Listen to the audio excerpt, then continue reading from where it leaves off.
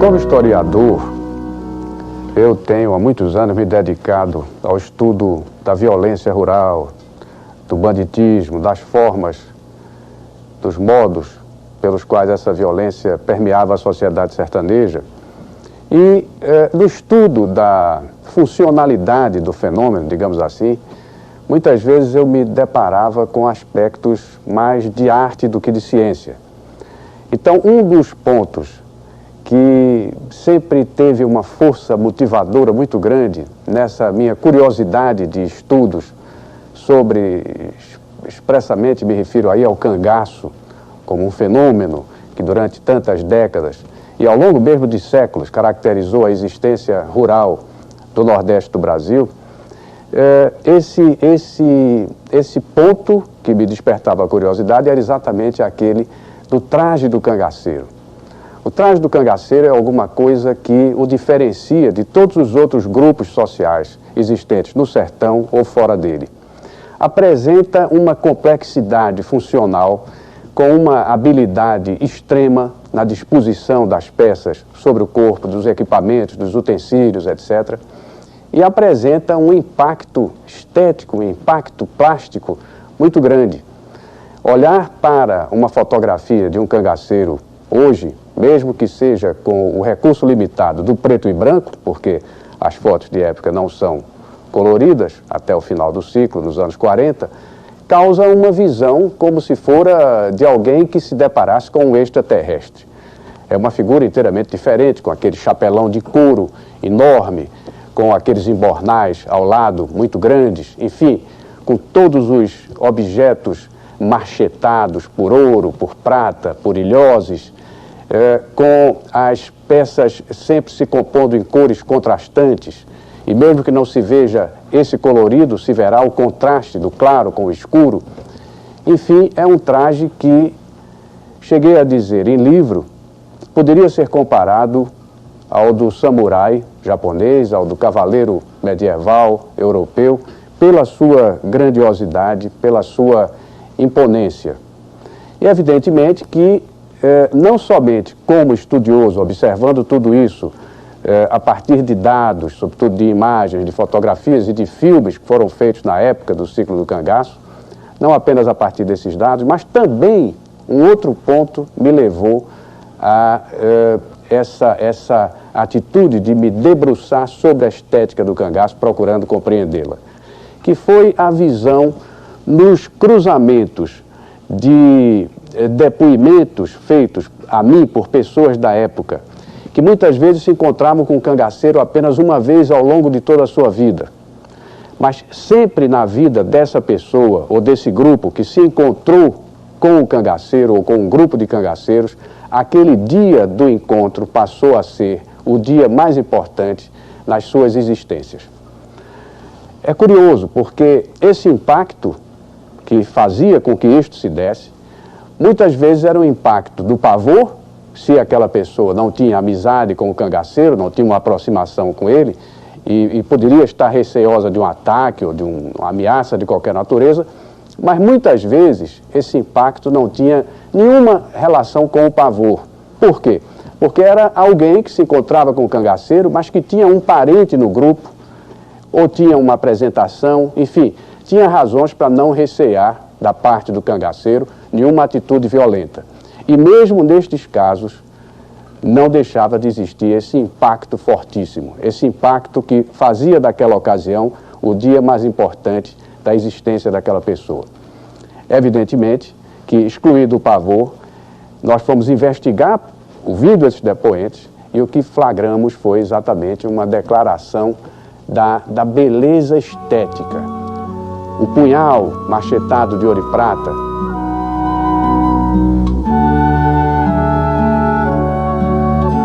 as cartucheiras de cintura com um palmo de largura, os embornais bordados em policromia com flores, com, enfim, um bordado complexo, um lenço de pescoço, geralmente de seda ou de taftá, em cores destacadas, o chapéu de couro, que é o grande ponto da concentração estética, com um abuso de ouro, de prata, de estrelas, sobretudo de signos de Salomão, de sinais de defesa espiritual contra ataques ou contra, enfim, coisas imateriais que pudessem representar algum risco para o cangaceiro.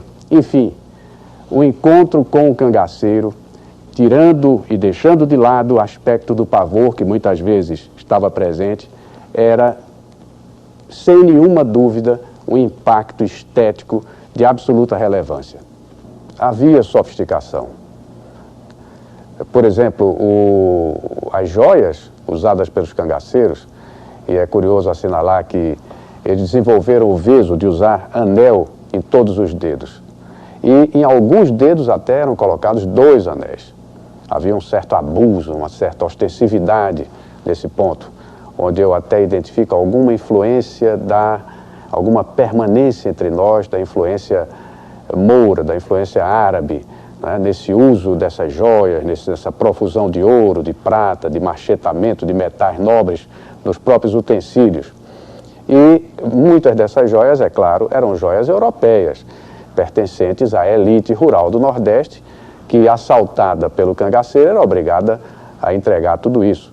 Lampião, por exemplo, uma grande parte das suas joias, como o seu crucifixo, o seu anel de ouro com rubi, o seu anel de ouro com o seu monograma numa chapa de ouro de libra, todas essas peças, em boa parte, tinham sido furtadas de um célebre assalto à Baronesa de Água Branca, em 1922, ou a Luiz Gonzaga Gomes Ferraz, também no final desse mesmo ano.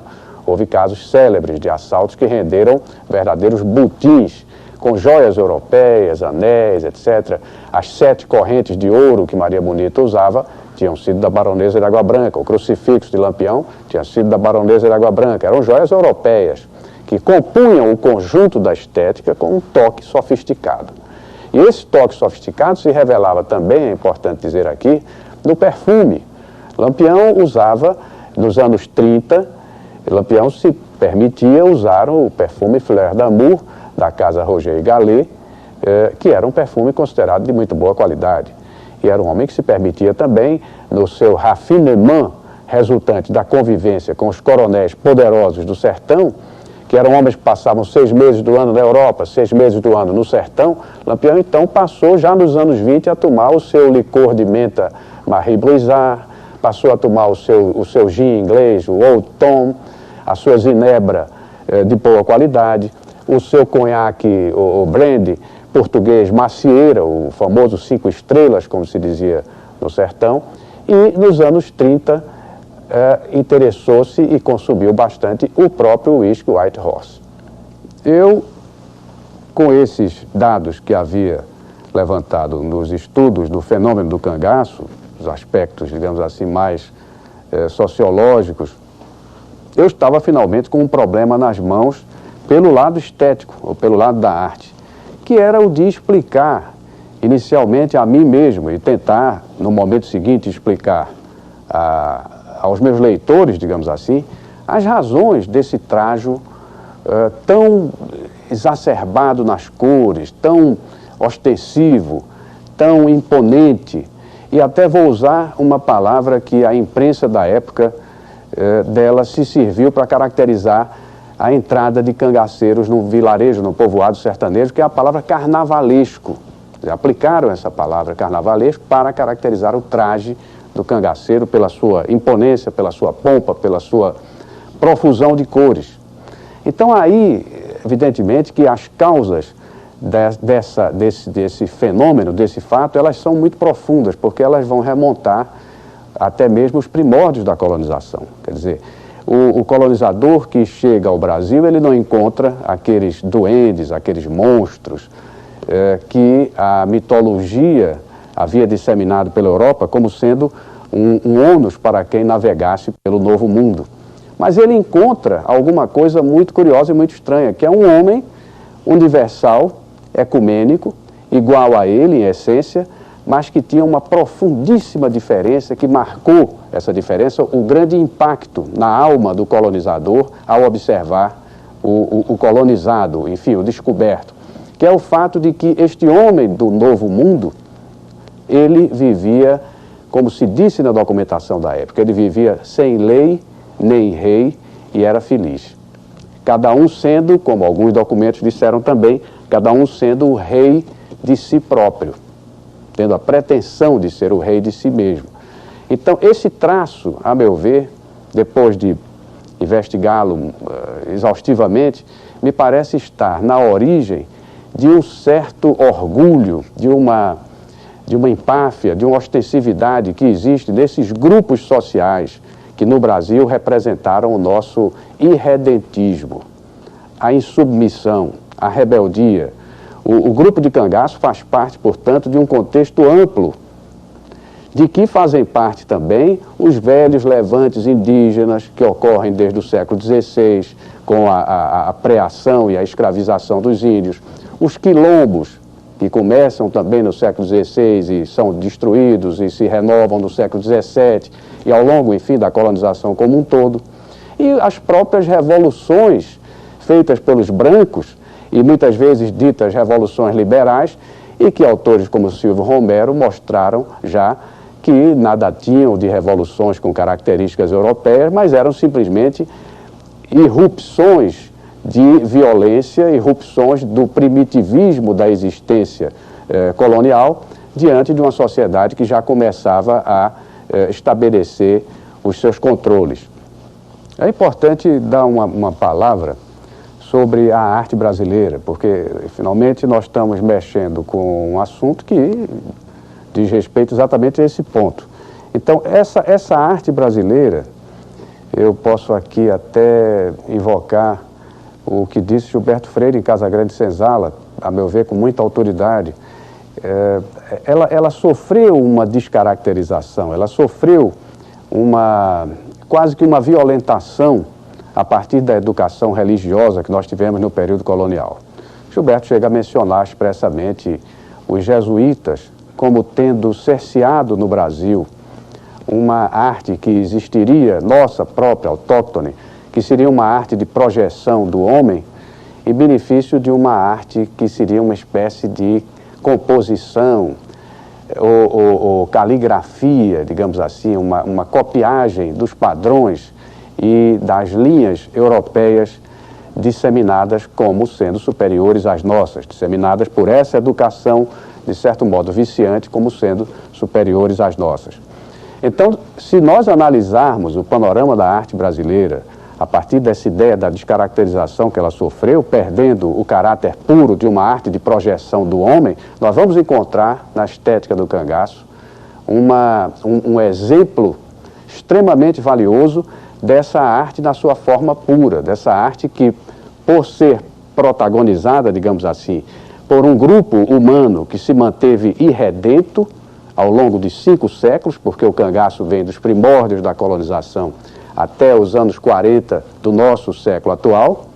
Então, esse grupo, por conta do seu irredentismo radical, de viver com a arma na mão, de viver sem lei nem rei, de ser o rei de si mesmo, também no plano da arte, ele não sofreria essa injunção viciosa da educação jesuítica ou religiosa de uma maneira geral. Então nós vamos encontrar uma arte no cangaço que é a arte de projeção do homem, desse homem que podia bater no peito e dizer: eu carrego comigo a minha arte está na aba do meu chapéu, a minha arte está na tampa do meu bornal, a minha arte está nas minhas cartucheiras, no coldre da minha pistola, nos meus, enfim, atavios, nos utensílios de que me valho no meu equipamento para a guerra. Todo ele enfeitado, todo ele matizado, todo ele avivado por cintas enfim, vaqueta, riscos, linhas, cores, não é? Em profusão, sobretudo nos signos de Salomão, que tem um sentido religioso milenar e representam um sinal de defesa contra possíveis malefícios espirituais que venham sobre aquela pessoa.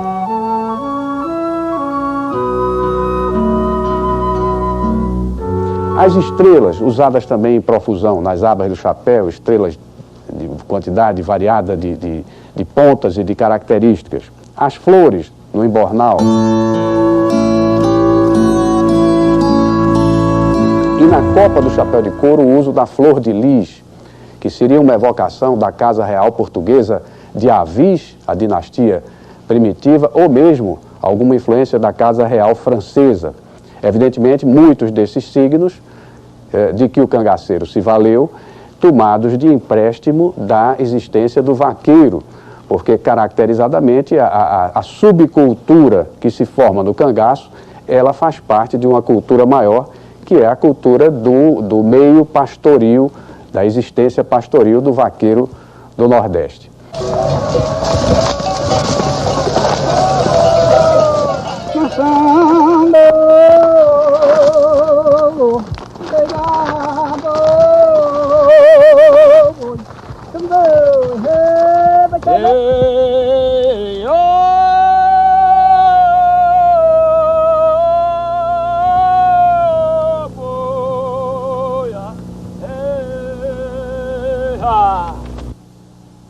Mas há um ponto em tudo isso que é como que marcaria a individualidade, a identidade dessa arte popular desenvolvida pelo cangaceiro, dessa sua estética, e que a diferencia, de certo modo, do que nós conhecemos hoje no Brasil como a nossa arte popular. Que é o seguinte: enquanto essa arte popular mais conhecida, ela nasce, já me referi, claro, às circunstâncias de arcaico, etc., mas enquanto ela nasce numa circunstância de paz, ela nasce numa circunstância de ligação do homem com a divindade, numa relação de proteção que pode ser a priori, como a carranca, ou pode ser a posteriori, como o ex-voto, só para dar exemplos assim da arte popular brasileira mais conhecida. Na arte do cangaceiro, nós vamos encontrar então essa grande diferença, que é o fato dela surgir numa circunstância de conflito. Isso marca, isso não é uma coisa à toa. E essa situação de risco vai responder pela exacerbação nessa arte dos signos de defesa, dos sinais de proteção, esses que têm um sentido religioso, muitas vezes até difícil de se rastrear no tempo, porque imemoriais, como é o caso do signo de Salomão. E um ponto muito interessante para acrescentar ainda aí seria o das concentrações estéticas. Quer dizer, nós temos os sinais estéticos básicos, que são esses que eu acabo de dizer, mas muitas vezes o interessante é ver que no próprio traje do cangaceiro, já aí como uma figura de síntese, nós vamos encontrar as concentrações. A pala do bornal, com motivo floral, em policromia, como disse, coberta por uma correia toda enfeitada com ilhoses, que era um elemento que, vazando o couro, permitia uma melhor refrigeração, mas esses ilhoses esmaltados de branco, eles tinham também uma interferência estética, compondo uma constante com o tecido que estivesse por baixo. No sertão, o cangaceiro costurava, o cangaceiro bordava, os grandes chefes de grupo, inclusive e sobretudo o Lampião, que costurava de maneira exímia e bordava de maneira exímia, não só em tecido como em couro, era um grande alfaiate de couro, mas, repito, de uma maneira geral, os mais bem-sucedidos chefes de grupo eram também, se ocupavam também de se enfeitar a si mesmos e de enfeitar os seus subordinados para dar a eles o orgulho de combatente, o orgulho de participante daquele pequeno grupo, daquela pequena sociedade irredenta. Eu me recordo aqui agora de que, numa determinada ocasião em que conversava com o cangaceiro Barreira, eu dirigia a ele, nessa época eu já começava a ser assaltado por essas preocupações estéticas, digamos assim, eu dirigia a ele exatamente essa pergunta: como era a sua vida no grupo? Ele trabalhava com o cangaceiro português, que era um chefe de subgrupo de Lampião. Então eu perguntei a Barreira como era que ele se ornamentava, como era que ele se enfeitava, e ele me deu uma resposta realmente muito interessante. Então eu cheguei, quando eu entrei, os outros tudo enfeitados e eu sou nada, tô sem enfeite nenhum. Eu digo: seu Luiz, com Luiz Pedro, senhor é professor do Lampião.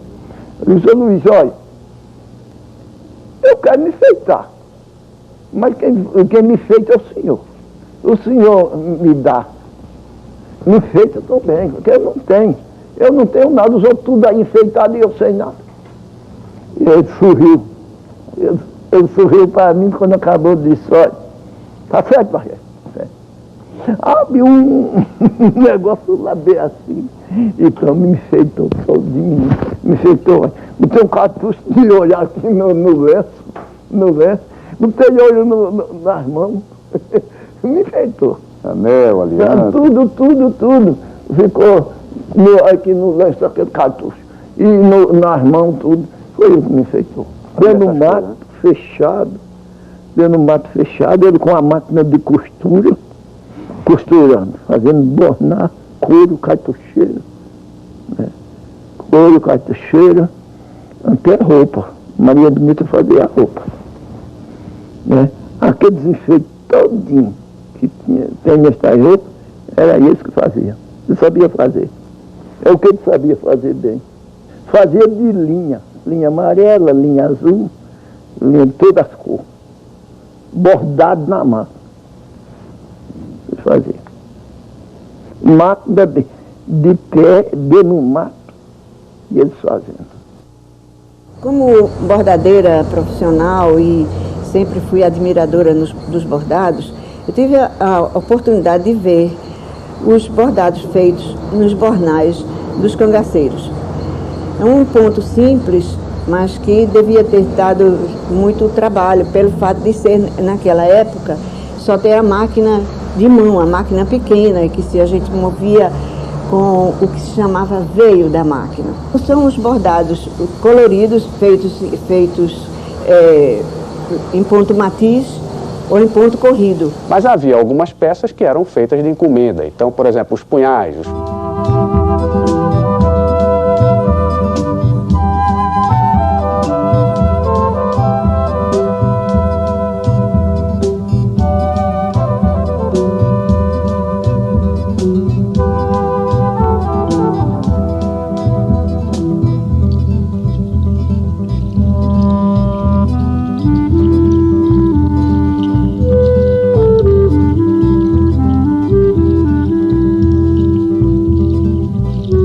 Facões, eles eram feitos em oficinas de ferrageiros, que eram os cuteleiros do sertão, alguns ficando famosos como Né Ferreiro, em Água Branca, Alagoas, Zé de Martina, em Triunfo, Pernambuco, José Pereira, em Jardim, no Ceará, e, sobretudo, João Jorge do Pau-Ferro, que hoje é Itaíba, em Pernambuco, que nos anos 30 era o grande fornecedor dos punhais para Lampião e para o Estado-Maior do seu bando, e são peças com o cabo em prata, com a incrustação de alianças de ouro, com incrustação de peças de marfim, e que compõem de uma maneira soberba o conjunto desse traje do cangaceiro, tão marcante e de sugestões estéticas tão, eu diria, dignas de uma apreciação.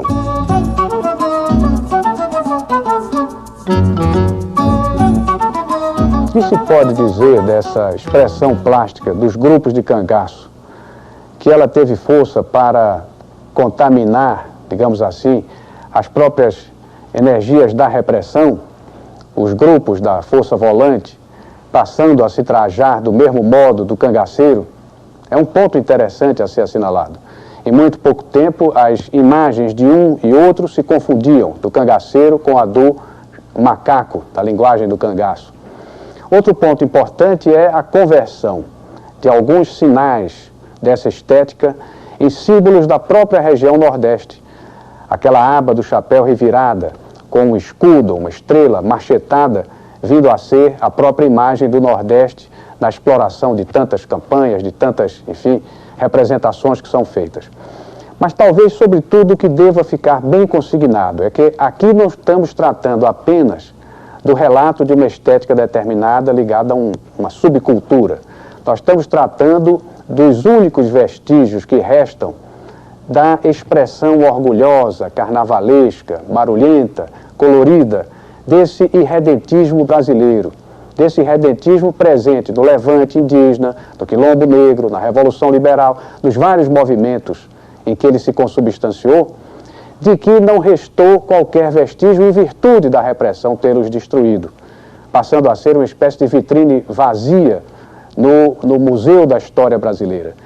E é essa vitrine que nós vamos preencher com a estética do cangaço, que sumaria nos seus detalhes, no espólio material que restou dela, sumaria todo esse redentismo, sumaria todo aquele ideal, aquele mito brasileiro primordial de viver sem lei nem rei e ser feliz.